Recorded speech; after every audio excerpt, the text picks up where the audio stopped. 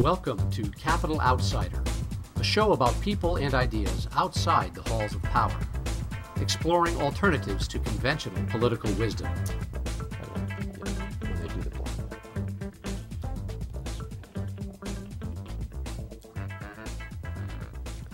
Welcome to Capital Outsider. Our guest is Lynne Jackson with Save the Pine Bush. Lynne, tell us a little bit about yourself and your role with Save the Pine Bush. I'm a volunteer with Save the Pine Bush. Save the Pine Bush is an all-volunteer organization. We have no phone, no office, no staff. We are just a group of people who are extremely concerned about preservation of the pine bush. Save the Pine Bush was formed in 1978. We'll be 30 years old in February. Our motto is, you can fight City Hall and win. And we primarily do education and litigation over pine bush issues. Where is the pine bush now exactly? Can you? The pine bush is a unique ecosystem, and it's located between Albany and Schenectady. Originally, it was about 58,000 acres in size.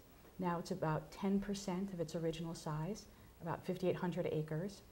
The pine bush is very unusual. It's a very unique place because it is a pitch pine scrub oak barrens ecosystem on top of sand dunes.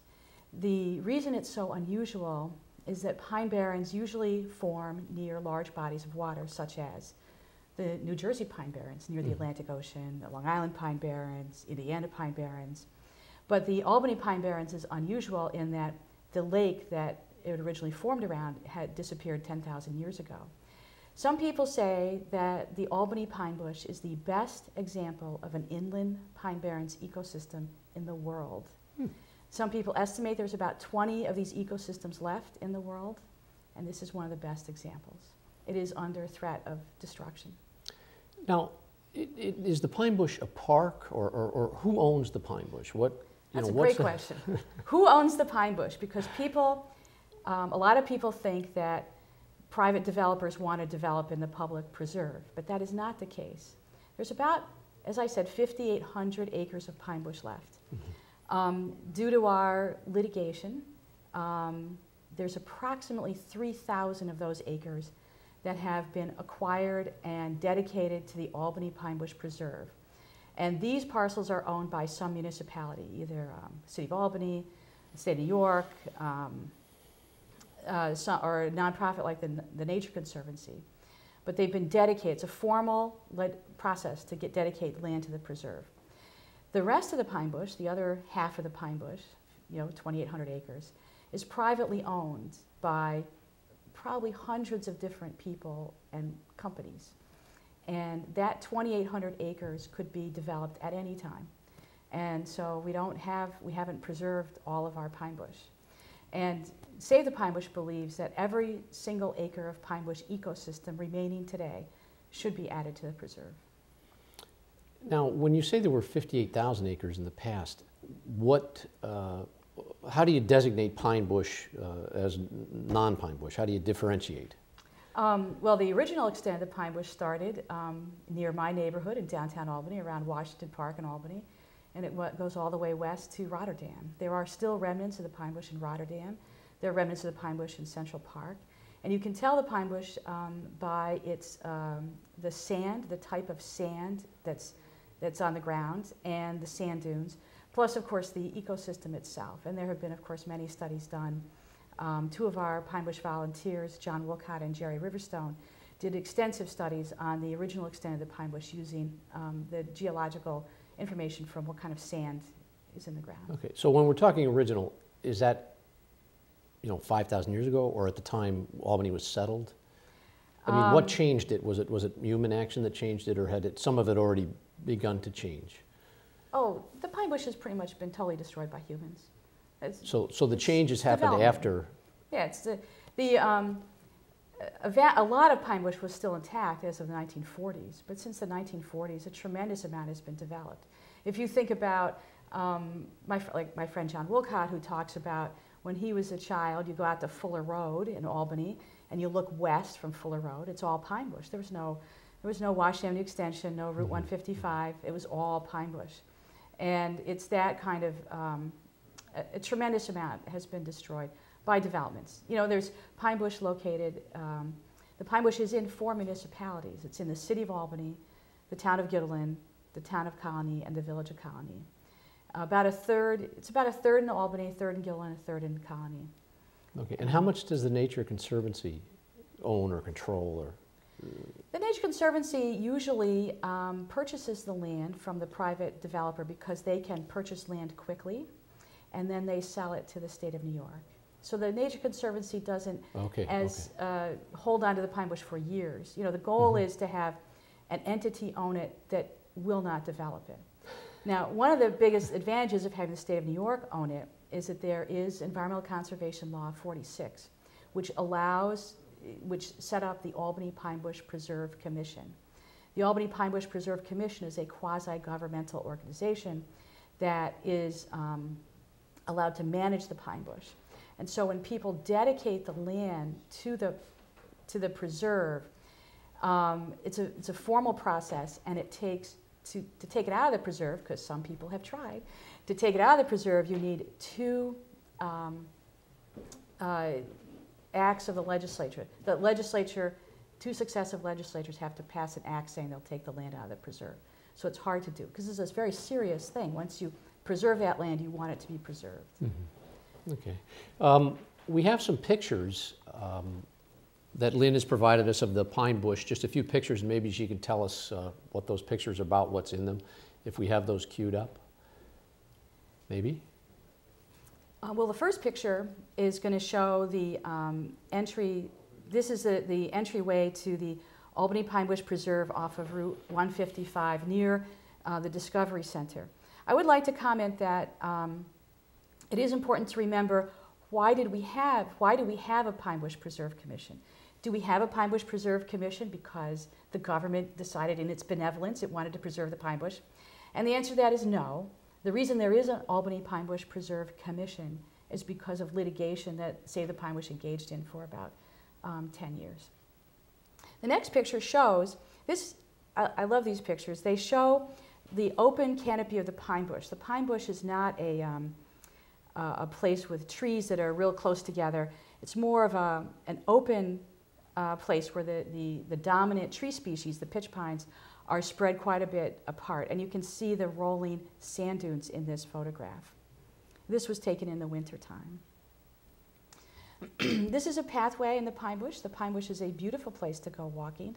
And there are these pathways that are, some of them are actually very ancient roads, such as the King's Highway, which went through the pine bush.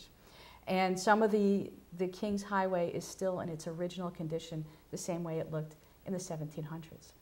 How about deer ticks? The tick problem is very serious. Unfortunately, the reason that we probably have ticks, because up until 1990 there were no ticks in the pine bush. You could walk in the pine bush for days and you would not get a single tick. The ticks come from, of course, the ticks cause Lyme disease because they carry Lyme disease. And some people, there was a scientist who did this research study that tended to show that it is sprawl that has caused the tick problem, because the little creatures that mice. There's certain kind of little creatures like deer mice that are very good conductors of Lyme disease, and that what happens is that there are many different little, in the pine bush there's lots of little different moles and voles and all kinds of things that are in this particular niche in the pine bush. And what has happened is that as you make the pine bush smaller, as you fragment the habitat, the creatures that are best able to transmit Lyme disease survive the best, and that is one of the problems. We have some more pictures. This is another picture of pitch pine trees, and you can see they're not Christmas trees. They're sort of a little ugly, but I'm very fond of them. I think they have their own very stark beauty. And this, of course, is our famous Karner blue butterfly. The Karner blue butterfly is in pretty serious danger here in the pine bush. For example, there is another state capital, Concord, New Hampshire, had a colony of Karner blues on a little tiny piece of land, and There were about 1,000 Karner blues, and they died out a few years ago. And so the survival of our Karner blues is not assured yet. We don't have enough in the pine bush, and we don't have enough land for them yet. Could you talk a little bit about that? Why should we care about this butterfly, and what's the importance to us of saving this particular species or any individual species? Well, it turns out, sometimes I think that environmentalists are the most selfish of humans, because we realize that human life depends on the environment. And if we destroy our environment and our fragile ecosystems, there's not going to be any more humans left. And so we better keep our environment intact. To me, with the Karner blue, besides being a very beautiful creature, what it's so significant is that the Karner blue is like the canary in the mine shaft. And when the pine bush is in good condition and when it's healthy and the ecosystem's healthy, you will have thousands, if not hundreds of thousands, if not millions of butterflies. But our pine bush now is not healthy, and it's in pretty serious condition. I mean, it's a pretty serious state of affairs, and we maybe only have 1,000 butterflies in the pine bush. And it's that, and when they die, we lose something that we can never bring back. Never bring Understood. Understood. I have a question though. Even without human intervention, I mean, evolution happens and change happens on the planet. I mean, that's just the story of life on Earth. What was the bottom of the sea, or a lake shore became, fields, and fields turned into forests, and forests turned into whatever. I mean, so change happens. So you're not proposing that we try to stop, or preserve some snapshot of time, or are you? I'm not sure. Well, what we're looking at right now, if you look at this globally, the global situation is that we are in a major time of tremendous loss of diversity of species. It's a tremendous, there's been, I think, two or three other periods in the history of the Earth where so many species have died out in a very short period of time. Some people think this is a larger crisis than global warming. It is a huge issue, this decline in biodiversity. I mean, obviously we already see the problem in the decline of biodiversity by the spread of Lyme disease in the pine bush and other places, a very serious human illness.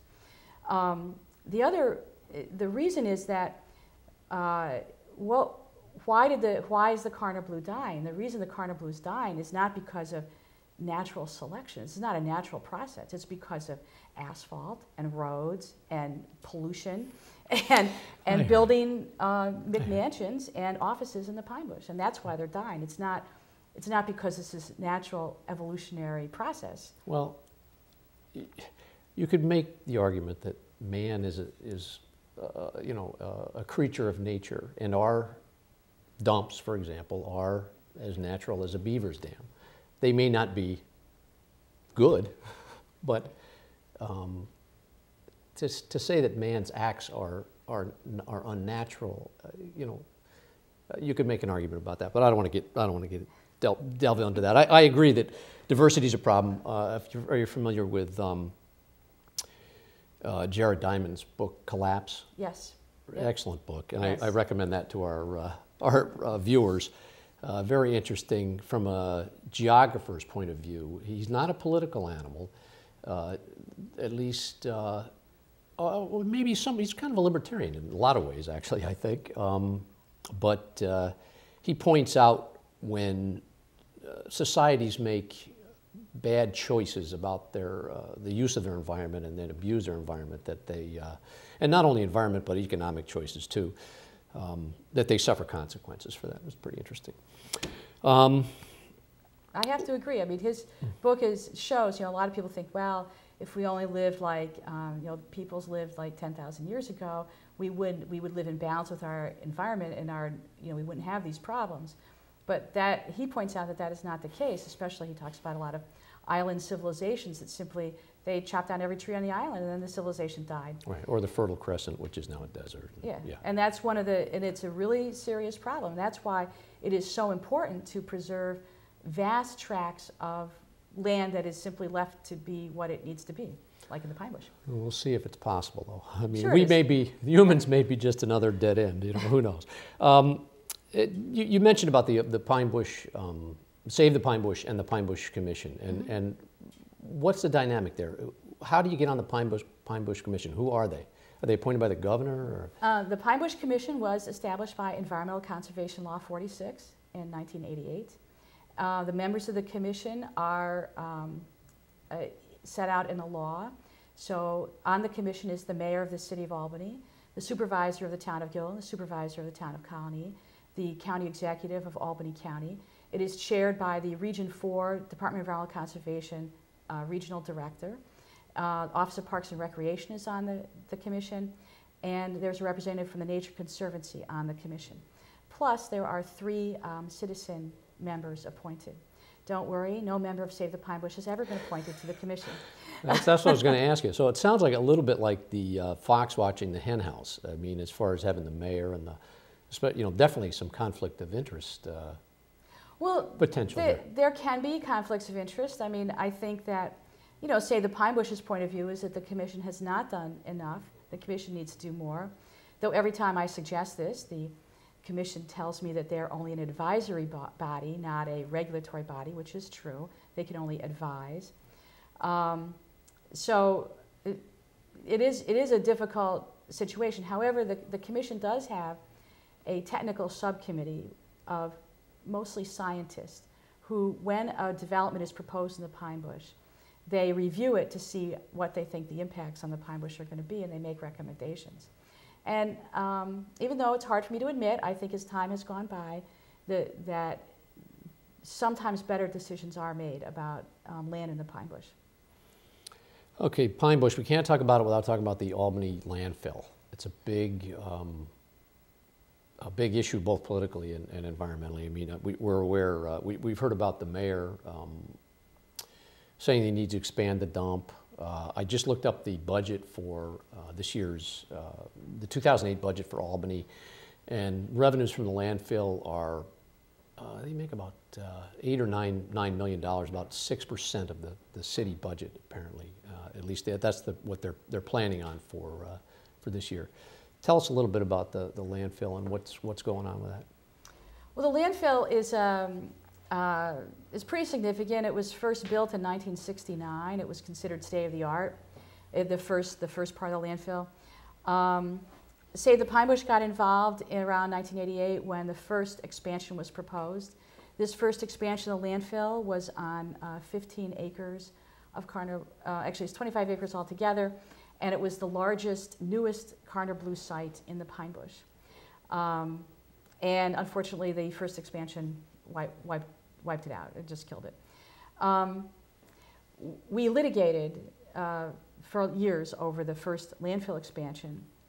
And though we lost in court, the one thing that did come out of that is that the Pine Bush Commission was funded through the landfill tipping fees of the garbage. So, well, it's just kind of interesting. But it actually was, that is when the commission was finally able to hire staff, is once the first landfill expansion was created.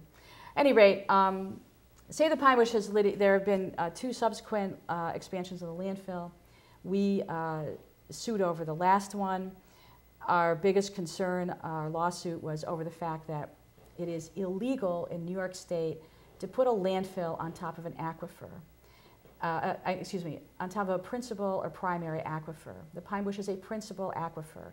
A principal aquifer is one that a municipality could provide water to a municipality. It's enough to provide water to a municipality. The Pine Bush aquifer is not actively used by a municipality right now, but it could be. And it's very important for us to preserve our water sources because we don't want to drink polluted water, and no matter what you do with landfills, they leak. These days, the original landfill, of course, was unlined because in 1969, we didn't have liners in our landfills. Now we have we have very extensive liners, but they still leak, and of course, we have a lot of evidence of that. DEC is given, I don't know if you call them tickets or citations to the city of Albany for leaking cells of the landfill, that kind of thing. The issue comes down to, you know, should the city of Albany, this current expansion will take 20 acres of pine bush. And 20 acres of pine bush these days is a lot. It will take 20 acres of pine bush ecosystem and turn it into a landfill.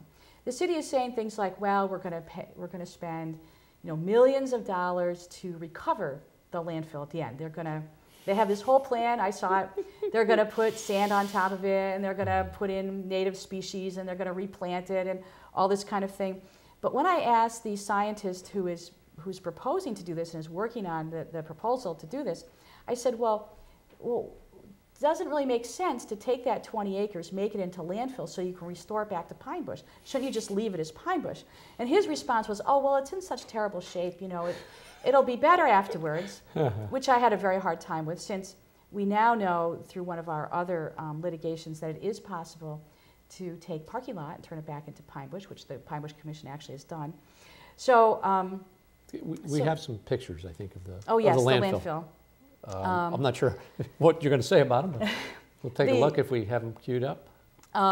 This is a picture, if you remember the other pictures of the beautiful pitch pine trees and the rolling sand dunes, this is a picture facing west going up to the very top of the capped part of the landfill. And all of the plants on either side, you see they're very tall, are an invasive water plant, and they're very bad for the pine bush. The next photo is looking at the landfill, and you can see it's huge. You can see the pitch pine trees in the foreground, and it's enormous. It's just huge. And of course, nothing grows on it except this little stubby grass. And this is a picture of one of the pieces of equipment. I believe it's a methane collector system. And way off on the left, you can see, it is the highest point in the pine bush right now, the landfill. And you can see way off on the left the towers of the South Mall, the Empire State Plaza. The biggest issue to me is that we need to decide what are we going to do with our garbage.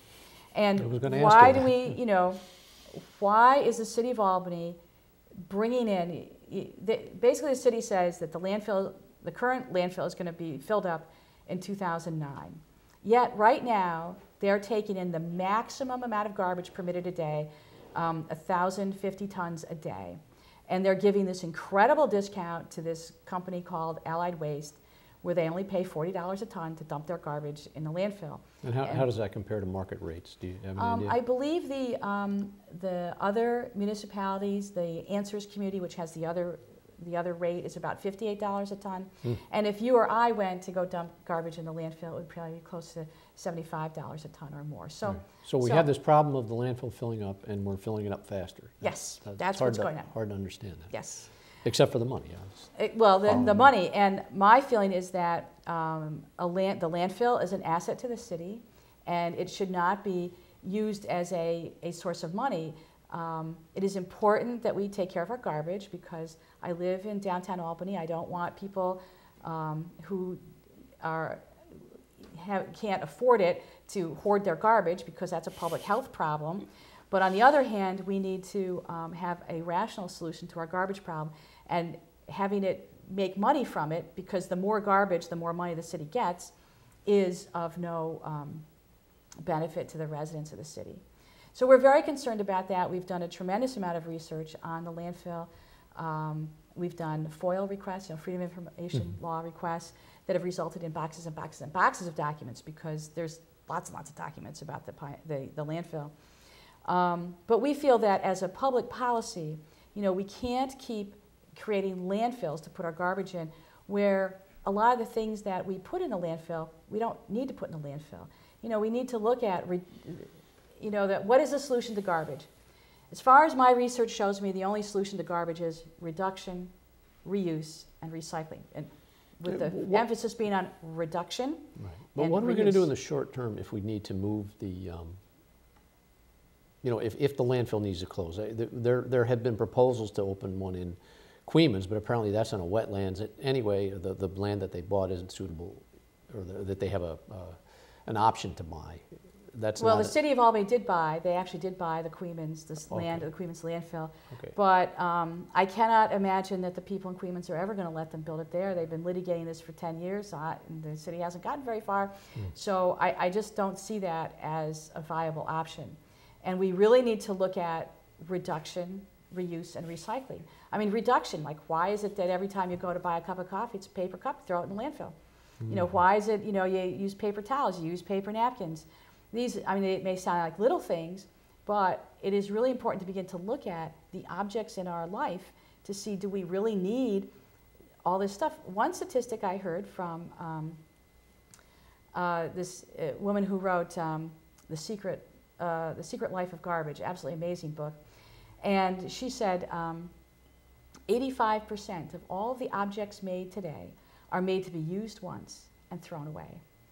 I mean, we are a throwaway society, and is this good for environment? I don't think this is good for the environment. I hear you. I hear you. I mean, it's going to take a whole change in so many things, though. I mean, it's going to be a tough road to hoe. I mean, one of the ways that, you know, libertarians would generally suggest to handle it is if property's private and if things are charged, if the prices reflect the true cost, then you could help limit the problem. I mean, if we charge directly for getting rid of your garbage, like we've started to do a little bit for water, you know, we have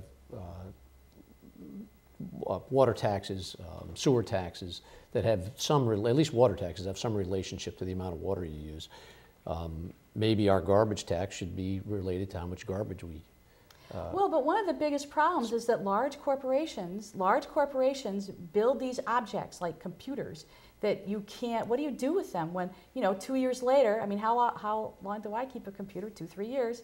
And then what do I do with it? I mean, I think that large corporations should be required to take their products back and reuse the parts in them. And maybe we wouldn't have such a garbage problem.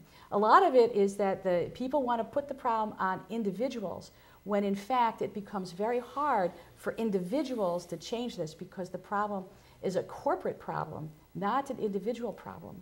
Because if I wanted to, how can I recycle my computer? I can't. I can't reuse my computer. I don't know how the technology to do that, but the company that made it does. Right, but where to apply the penalty or where to apply the cost is a question. I'm saying one option is to apply it on the end user, which then will filter back upstream. If you can't get rid of your stuff, you're not going to buy it anymore. And that's one possibility. Whether that'll work out or not, I don't know. So we only have about a minute left. So what are some current activities that Save the Pine Bush is involved with, and that we, you know, our viewers might want to get involved with? Save the Pine Bush is always looking for volunteers. If you're interested in being involved with Save the Pine Bush, we have monthly vegetarian lasagna dinners. On February 20th, Wednesday, February 20th, 2008, at the First Presbyterian Church, corner of State and Willett Street, we're going to have our 30th anniversary party. Everyone's welcome. Oh, cool. And my mom always goes, so I don't know, maybe I'll have to go with you. Thanks a lot, Lynn. It's been a pleasure having you. You gave us a lot of good information, and it looks like we need to make some changes if we're going to save the pine bush. Huh? Yes. Thanks very much. Thank you. And thank you, viewers. Hope to see you next time.